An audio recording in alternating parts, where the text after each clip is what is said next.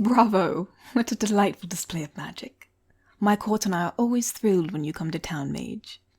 As queen, I give you my thanks for entertaining us. As much as I would love a repeat performance, I'm afraid my court has other things that must be attended to. But there is one matter I would like to discuss with you. With your magical expertise, I thought perhaps you could advise me on the kingdom's recent lightning mite infestation. In the interest of not holding up the court any longer, I will discuss it with you on the way out, while they proceed with matters.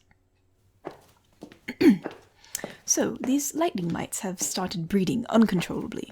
Do you know anything about their mating habits? I wondered if... Are we being watched?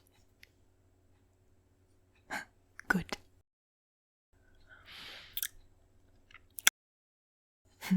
Now come on, head over to my chambers. I'm sure the guards aren't patrolling heavily along the way. There. Come here.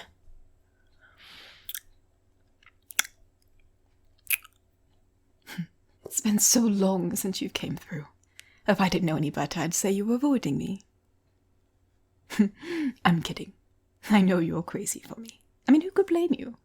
I might be a bit older than you, but I am royalty. How could a darling little maid such as yourself resist an eligible queen? So cheeky. All right, I suppose that's enough fooling around. We'd better... That's just not fair.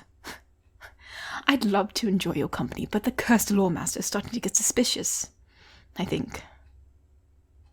Oh, relax. Without solid evidence, there's nothing they could do. And we're not about to be outsmarted by that ancient fossil anytime soon.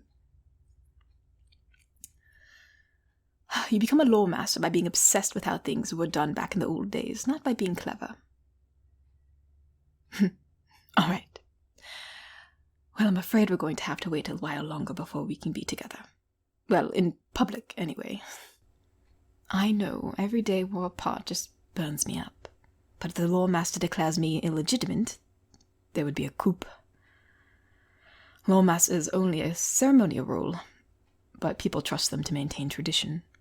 And being in a relationship with a commoner, that would definitely be against tradition. Thank heavens I'm not already married, or things would simply be impossible to fix.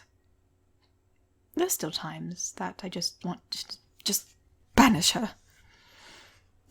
But of course, it's not really about the lawmaster.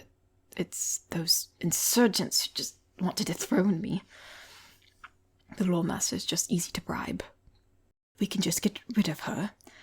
They might actually replace her with somebody that's competent. And that's the part that's giving me trouble. I don't think they'd be nearly as hard to find as they are, given how easily I found out they were working with the lawmaster. I suppose in the end that's just due to her blundering, not the insurgents. But don't worry, I will root them out. Once that's finished, I'll be able to make knowledge of our love public. Not that half of the royal court doesn't already suspect us, but they can gossip all they like. It makes no difference. Anyway, for now, we'll have to maintain secrecy.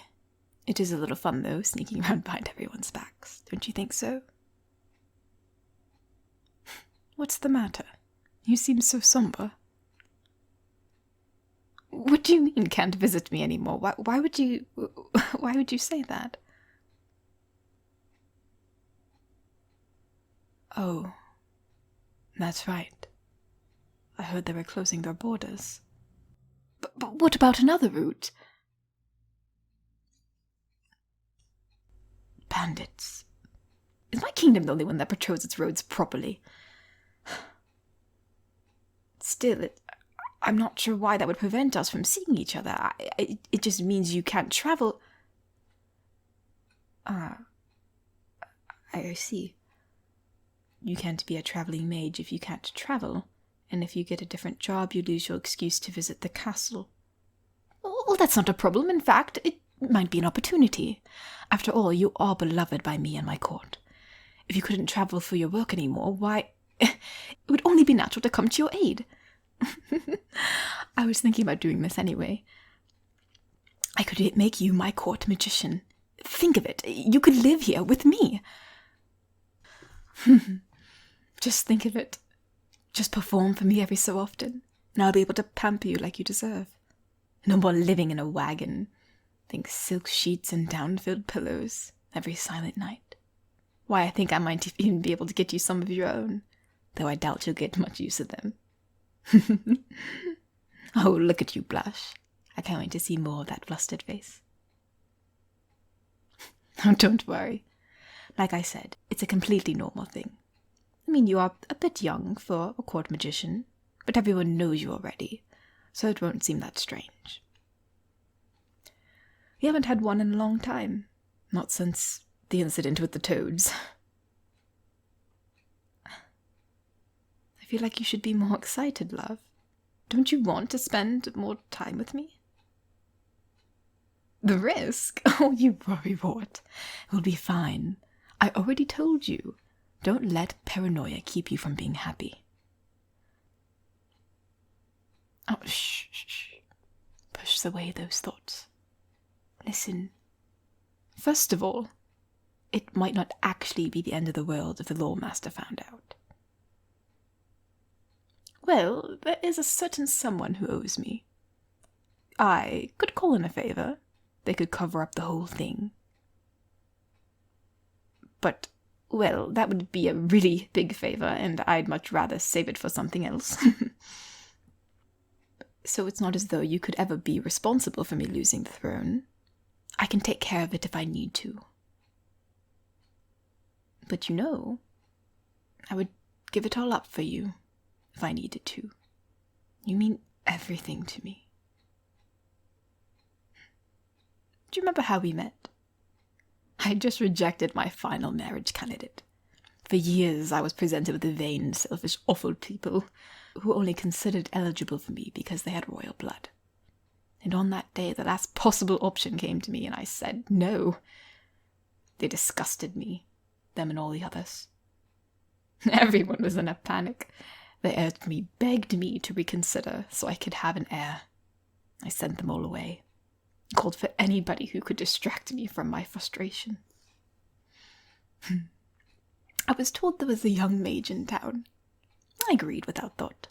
I didn't really care at the time. I'm ashamed to say I don't remember much of your performance. I just brooded the whole time. I'm sure you'll recall I even left early. I was just pacing around the castle. But after you finished, you came and checked on me. At first I thought you were worried that you offended me somehow, but there was real reason. There was real concern for me in your voice. You were just worried about me as a person. Never in my life has someone treated me that way. I couldn't bring myself to tell you what was on my mind, despite your thoughtfulness.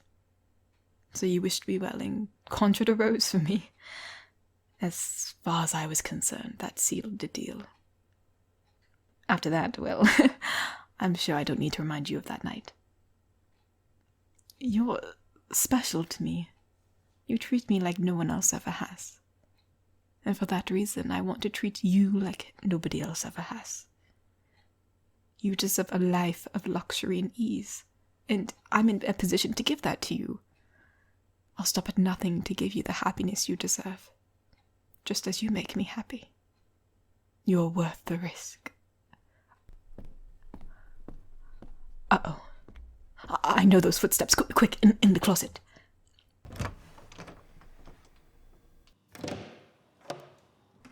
Your Highness, there you are. Why are you in your chambers? I thought you'd be back in the throne room by now. Oh, Lawmaster, my apologies for not returning. I was feeling faint. I see. And what happened to the mage? Did they leave? Oh, yes, they left. The mage left. Actually, there's something I want to discuss with the court about them, but that can wait until I'm feeling better. As you wish. But I must warn you, Your Highness. I feel that some people think you are growing too attached to that commoner. Truthfully, I am one of them. Your concern is noted, but the maid is perfectly trustworthy, and I'm well within my rights to enjoy their performances. Now, leave me. As you command.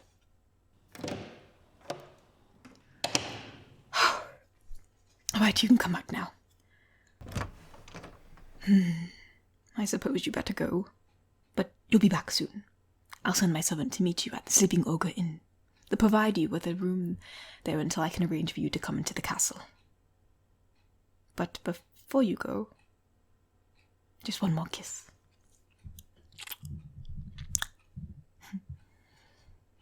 Until we meet next, darling.